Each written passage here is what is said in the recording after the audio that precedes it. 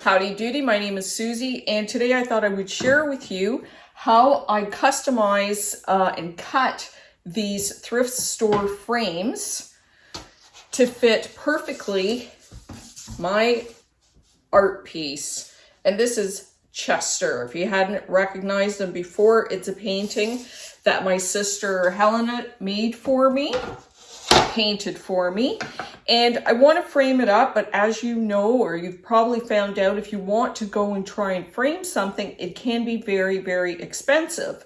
And while her work of art is priceless, I don't have the funds to pay to buy a custom-made frame. But I think I'm going to be able to make a custom frame very easily with these thrift store buys. So the first thing that I did is you actually, of course, you want to measure your artwork. And when you're going to the thrift store, you want to obviously buy something that is close in size, but most importantly, that the frame somewhat fits and goes with the painting. So I found this painting, which is just a print. It's actually upside down. But the great thing about this frame, besides it looking great with Chester, I found that one of the sides fit perfectly. So if you can find a frame that at least one of the sides meets the measurement of your artwork, then you're halfway there, and that means you only have to make 2 cuts to adjust the frame to customize it. So some of the tools that you're going to need are some squares, a little tiny hammer, a staple gun, you want an X-Acto knife, and you want a hacksaw. And the reason I'm using the hacksaw is because the teeth of the hacksaw are very, very fine. So it's going to give us probably the nicest cut, and hopefully without ruining any of this adorning decoration that the frame actually has. The other thing is I'm working with wooden frames, not plastic frames or other materials. We're also going to need some wood glue. And we're going to need a little bit of sandpaper to finish off those edges. Now, before I start cutting into the frame and showing you how to customize it, you can lay your artwork many different ways. And this is going to determine whether or not you even have to cut your frame. So for instance, this is a matted, and it's got plexiglass on the front because it's just a print. So if I had a piece of art that was slightly bigger than this, it would either fit within the mat, or I would take out the mat and buy a new mat to fit the frame if it looked good. I wouldn't try, and I've tried cutting mats, but it's a very, very precise cut. And if you're going to spend a little bit of money, I would do it on the mat so that it fits your artwork perfectly. Another way to do it is, so I had my frame and I had it matted, and the mat almost fit my art painting. And this painting is by my father, and it's an oil on board, so it's thin.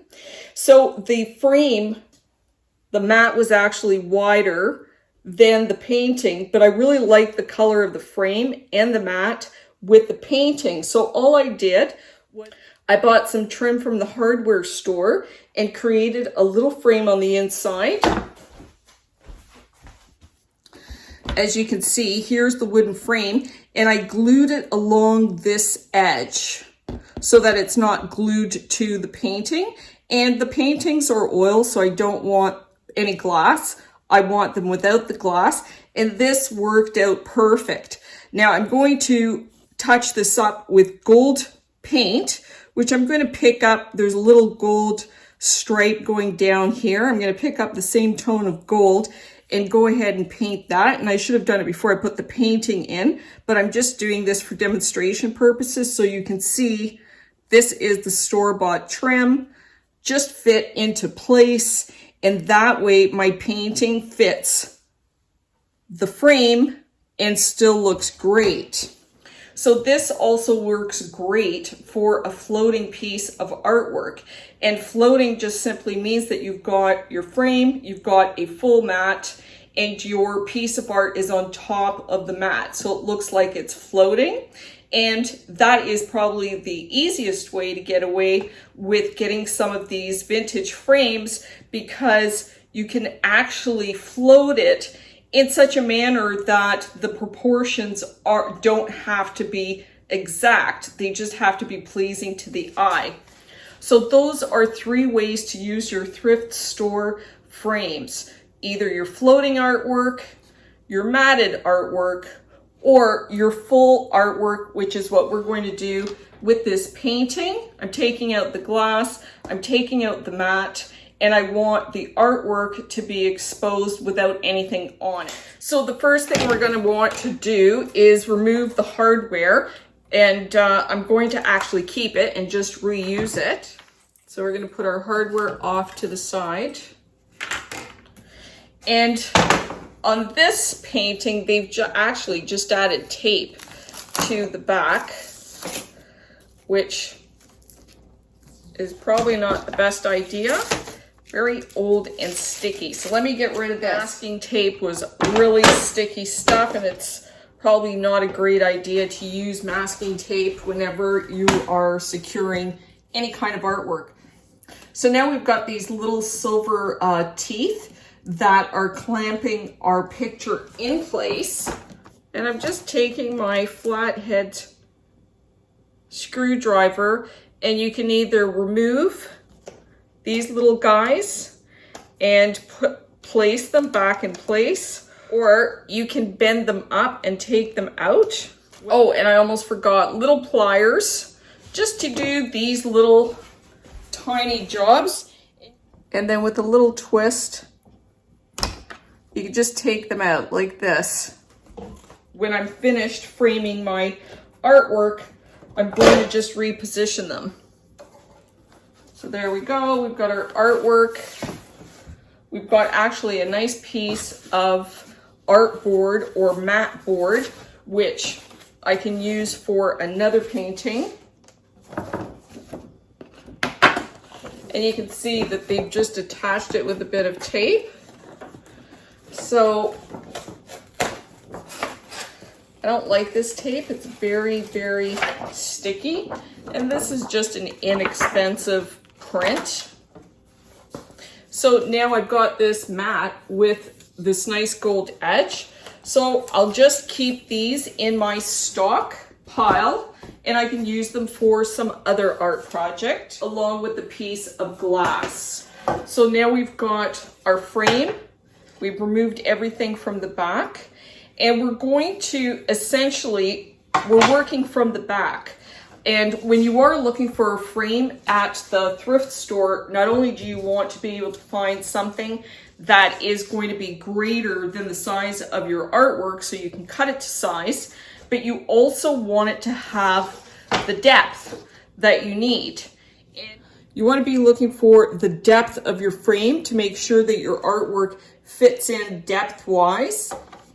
So there is both enough depth, and the frame is larger than the painting. So you can see when I turn it around, hello, the painting is short on the top. So what I want to do is I want to bring this corner down here in order to create a perfect frame for my piece of art. So now you can see where the artwork starts and finishes. There's that much of a gap. And I'm going to take this square and I'm going to run it right to the edge of my artwork. And this is the inside edge of our cut. And what we want is we want the exact same angle as this, which is going to be a 45-degree angle. So I run my square right to where the corner of my painting is, like so, and I've got my angle. And this is the part that I'm going to be cutting out. So I've just marked it with a little X. I want to cut on this side of the line because this is the piece that we're going to be removing from the corner. And then I do that on this side. So I've just brought it down to where that corner is, and then I just make my fine line. That's the part I'm going to cut out. So I just mark it, and I want to cut on this side of the line. Now you don't want to cut on this side of the line because then that's going to shorten my frame.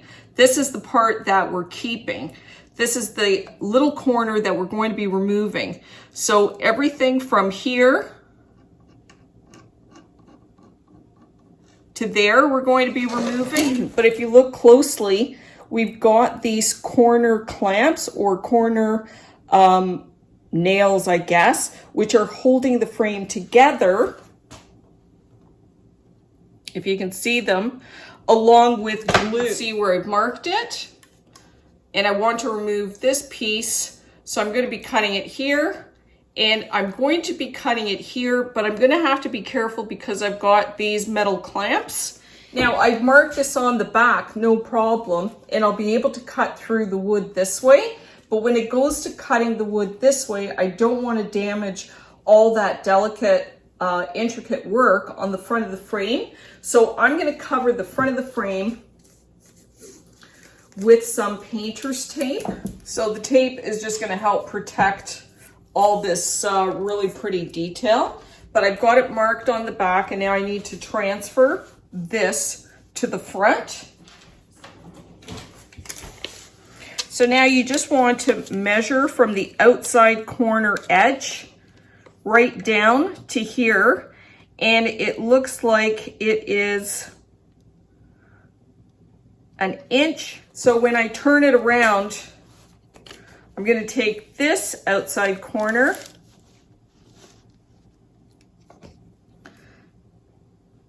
and you want to be as precise as possible because it will make the cut as neat as possible. So there's my one mark. I've measured from the outside corner down 1 inch. Now I want to measure from the inside corner down 1 inch. And this of course is much easier with a ruler. Just be very, very clear on your mark. I wish I had tape from another color. I'd use a different colored tape, but I don't have a different colored tape. So I'm just coloring the edge of the tape. You can see I've just drawn like a line, and I'm going to use the tape to match up those two lines.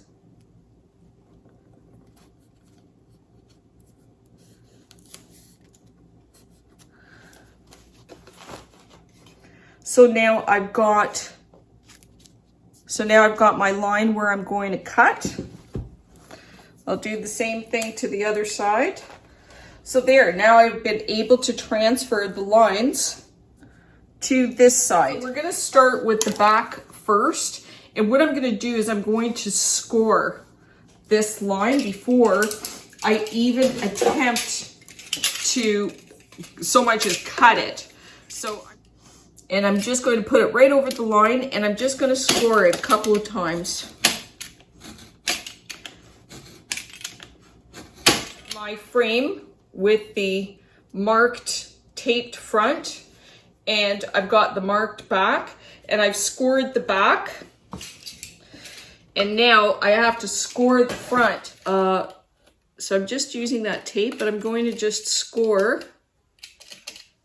the frame a little bit. And for this, you don't have to use brute force, but you do want to have a couple of passages through and just score it enough times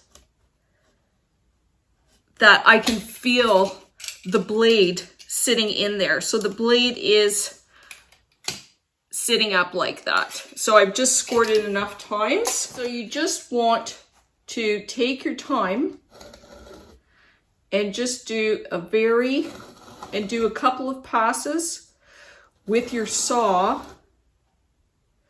fitting into that groove that you've created with the X-Acto knife.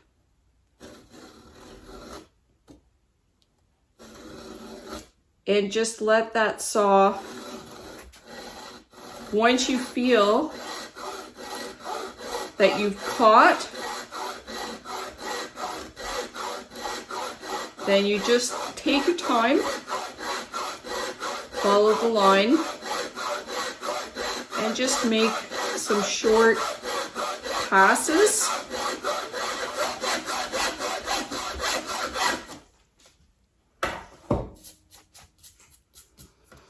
So I am halfway through. So you can see I've just gone halfway through, and then I'm flipping it over. And I'm going to do the same thing from the back side. I'm going to come in with a couple of passes right in that groove where I scored the wood. And from this side, I'm going to cut until I meet the cut I made from the top.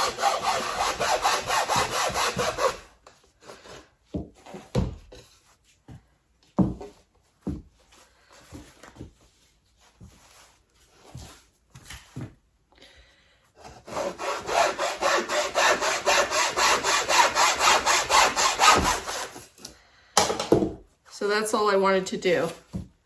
So I cut from the underside, I cut from the top in order to make sure that my cut was perfect. So now I'm going to start from the top because I want to watch my line. And you just want to run it along that groove that you've created. And I've been able to cut it right through. So for these parts, we're just going to sand them down as nicely as we can. And with this part, now we have to remove this little piece from the frame. So now that I've got the frame cut, I'm going to set that off to the side. And I'm going to be working on the bottom part. And what I want to do is remove this piece.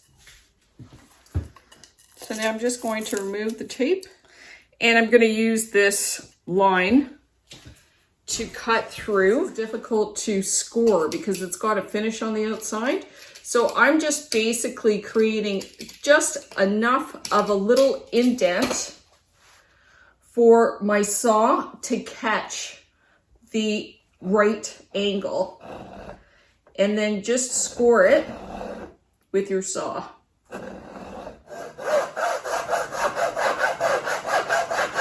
Once you've got that little groove, now I'm going to hit those staples anytime now.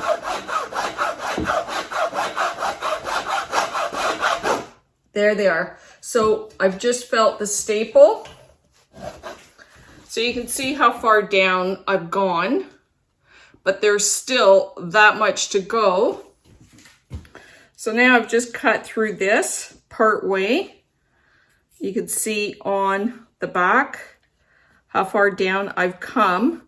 So now what I want to do is I'm going to start cutting down into where this little metal bracket starts. So now with your X-Acto knife, I'm going to try and start splitting the wood.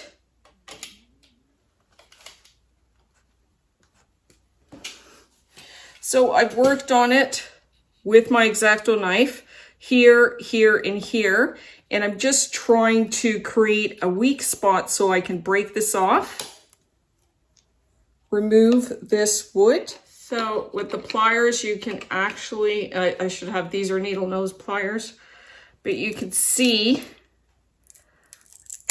there you go. So I've removed, here's the other.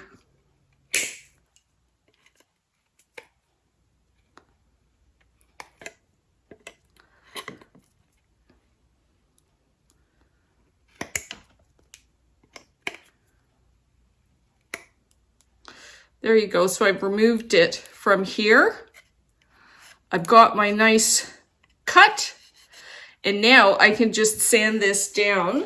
So you can see that once I remove that piece, there's the part with it on it.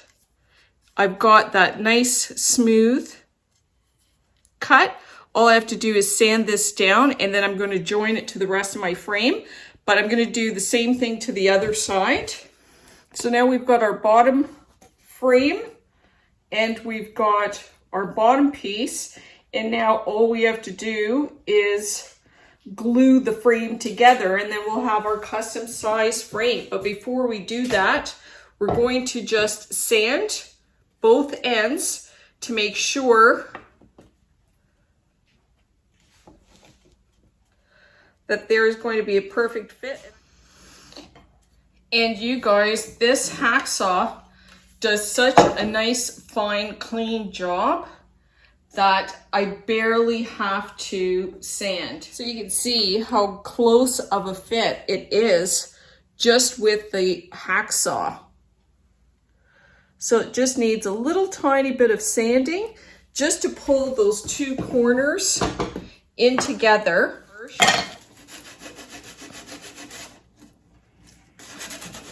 So we do a dry run,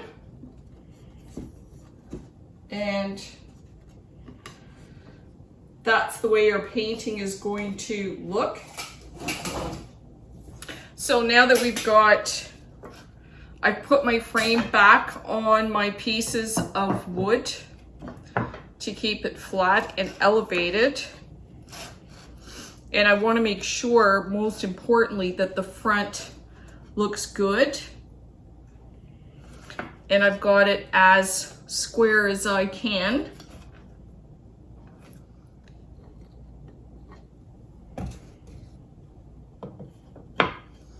So I've added the glue, and I just want to make sure that my frame lines up because it's beveled on top and flat on the back. And I'm going to take some painter's tape.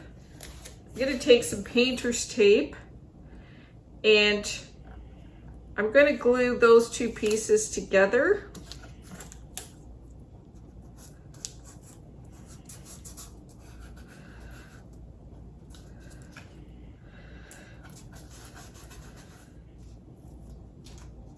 And I'm going to glue it so that the designs are matching perfectly.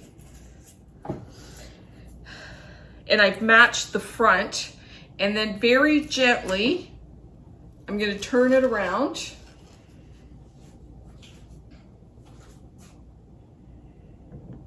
So I've taped the front, which is the most important. You can see there's a bit of a gap in the back. I have the gap in the back than the front. I know that the design is matching in the front, and I can always fill in this back with a little bit of wood filler. But in order to hold this in place, then what I'm going to do is I'm going to add a staple, and this is about 1/4 of an inch, so it's a very small staple. I'm just going to add one staple to the corner. Just going to hammer the staples in gently. So now I've got my corners still taped, holding it in place, and I've got my two little staples in the back. But what I want to do is actually create tension this way to hold it in place. So I'm just going to use a belt.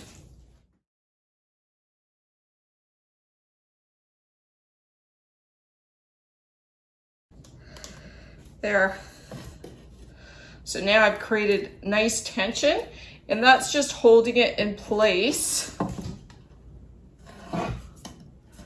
until it dries. Remove the tape because my my belt is bracing this in place, and what I've done is I've just filled it in with a bit of glue and wiped it off. So then I had to play with some colors in order to get a base color that closely resembles the frame, and I think I got a pretty good one. So you can see that I've just painted the corners with the dark base. It's similar in tone. So that's the base so far. And now I'm just gonna add a little bit of gold on top here. And then for these little pieces, because they are in relief, then all I did was I just, with a dry paintbrush, just right over it, and it picks up all those details. So I think that that looks really quite good. So let's see what the portrait looks like.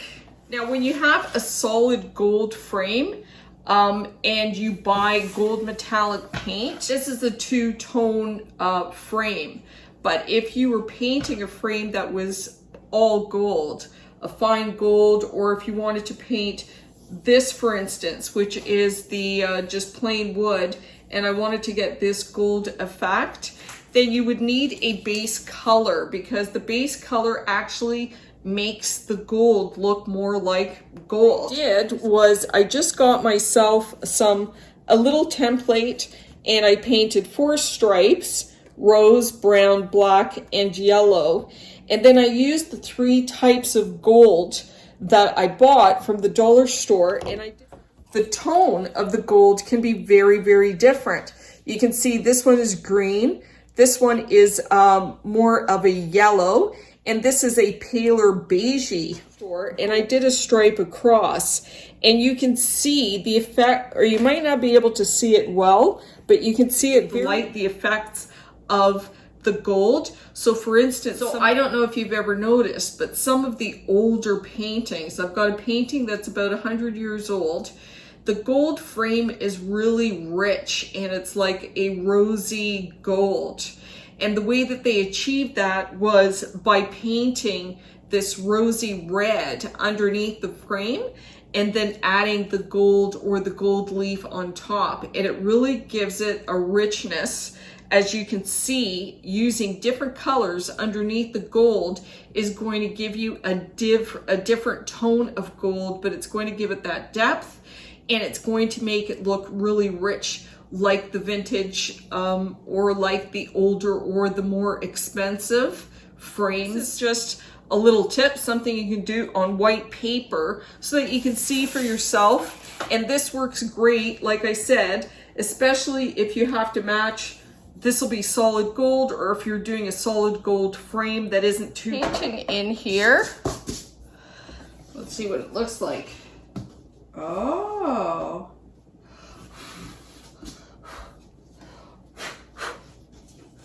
So there you go. There's Chester, and there's our frame, and it is a perfect custom frame that I will now be able to, I'll just reuse the hardware and put it back on my frame. I'll also use these little tiny, there's already little grooves for these little tiny metal pieces, and I can just slip them inside to hold the painting. So you can just slip them inside, and with your pliers, I can push them in and then push them into the painting to hold it in place. So I've got a custom framed painting. My frame cost me, I think it was $10. This one was maybe $5. I think it's a beautiful frame. It goes perfectly with the painting of Chester, which I said is oil on board. My sister did this for me, and if you want to check her out, I'll add a link to her website. She does beautiful cake decorating, and her flowers that she makes are out of sugar, and they were really incredible. So you can see that, but she's obviously also a painter. Remember, the thrift store is a fantastic way to pick up beautiful frames that you can alter and change and create your own custom frame without having to build it from scratch. So now you know how to take a thrift store frame and turn it into a real work of art. Both the frame and the painting look fantastic, and they're going to look beautiful hanging up on my wall. So I hope you enjoyed this video, and if you did, I hope you give me a like. If you try this and you do like it, I hope you share it. And if you'd like to see more content, I hope you subscribe. Until next time, happy framing!